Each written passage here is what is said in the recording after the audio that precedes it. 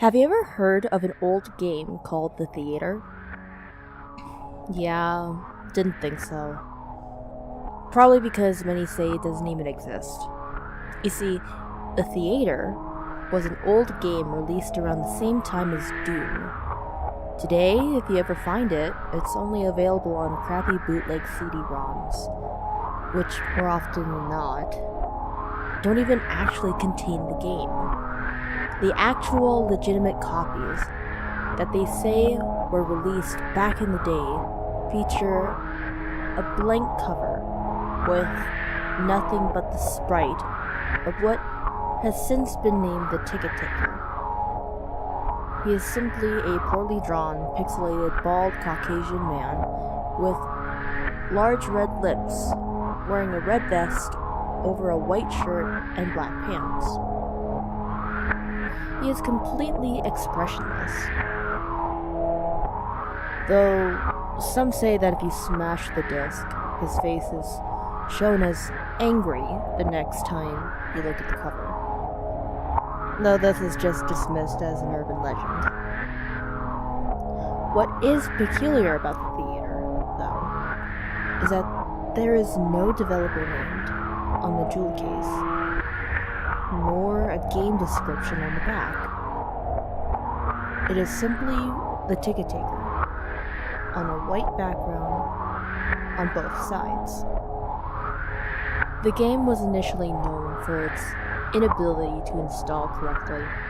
The installation process immediately locks up the computer when the user reaches the licensing agreement. Also strange about the licensing agreement for the theater is that whenever the development studio is supposed to be named, the text is simply a blank line. Anyways, most people who have claimed to owning one of the original CDs say that they figured out how to install the game by simply rebooting their computer on the licensing agreement with the disc still inside. Then they are prompted to press I agree on startup. Then they continue with the installation. If a player supposedly manages to find to what they believe to be a working copy, they have said that the installer window will freeze and stop responding before you can click your first next. But they do also say that their PCs do not lock up, and it is only the installer that freezes. It is unknown if these are actual copies or fakes, but it is widely thought that these working copies are just to draw internet attention with no proof of the installation effects. Upon proper installation, the game then starts up without any introduction besides a main menu that is simply the sprite of a movie theater's exterior on an empty city street. The title fades in, and then the three menu buttons, New Game, Load, Options. Selecting Options immediately crashes the game to the desktop. Load is said not to function at all.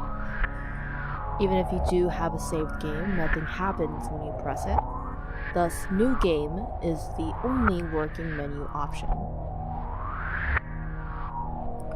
Once it is selected, you are in the first person view. You are standing in an empty movie theater lobby, with the exception of the ticket taker standing in front of a dark hallway, which one can only assume leads to theaters themselves. There is nothing to do but look at the poorly drawn, mostly illegible movie posters, or approach the ticket taker. Once the player moves towards the ticket taker, a very low quality sound clip plays saying, "Thank you, please enjoy the movie," along with a speech box saying the same thing. You then walk into the hallway, and the screen fades to black. And you're back in the empty lobby, and you do the exact same thing again and again and again. While this may sound like a really horrible game, a number of peculiar things occur as you continue to play it.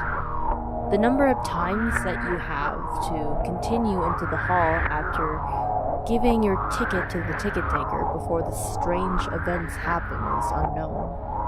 Most state that it's completely random and could take anywhere from the first playthrough to the 400th.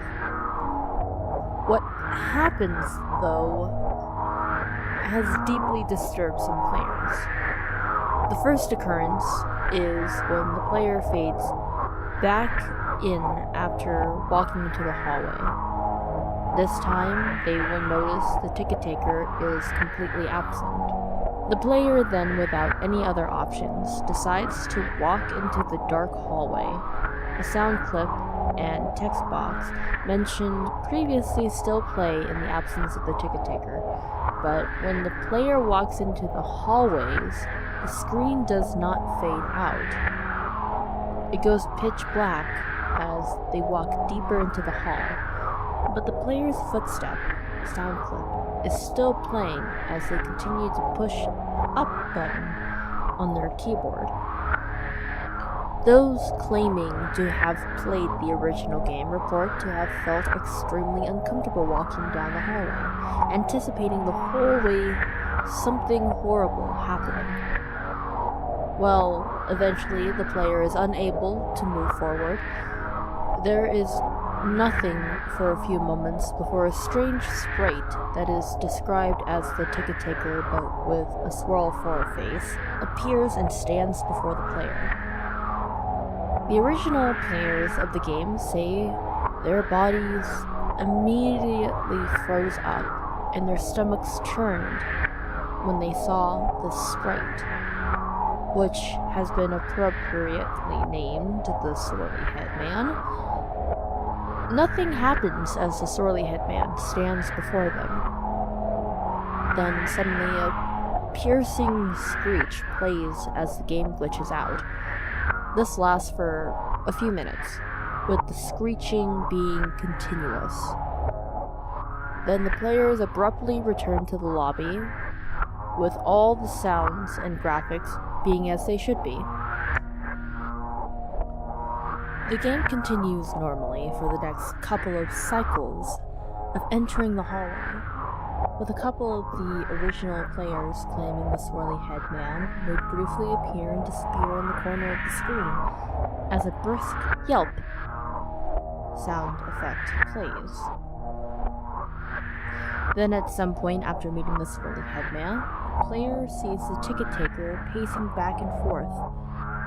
Though there is no walking animation, the sprite's limbs are completely static, so he just hops up and down slightly as a substitute, with his eyes being wide and his mouth open to simulate a worried facial expression. Some players noted that the movie posters had been replaced with images of the Swirly Head Man, which caused them to immediately turn their character's head away from the posters and approach the ticket taker. Then another different low-quality sound clip plays, but the speech box contains nothing but corrupted characters that cause whatever text that would have been in the box to be completely illegible.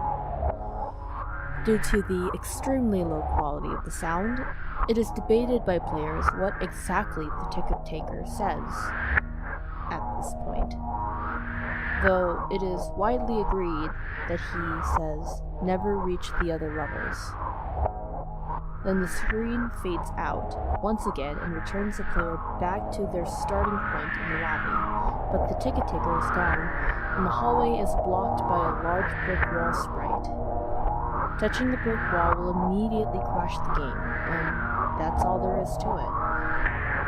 No one knows what the other levels are and how to gain access to them, nor is it known why the Swirly Head Man causes such acute fear in those who have seen him in the game. All the original copies of the theater have either been lost or destroyed, but the creepiest part is the fact that all the original players of the game claim to occasionally see a brief glimpse of the swirly head man out of the corner of their eyes.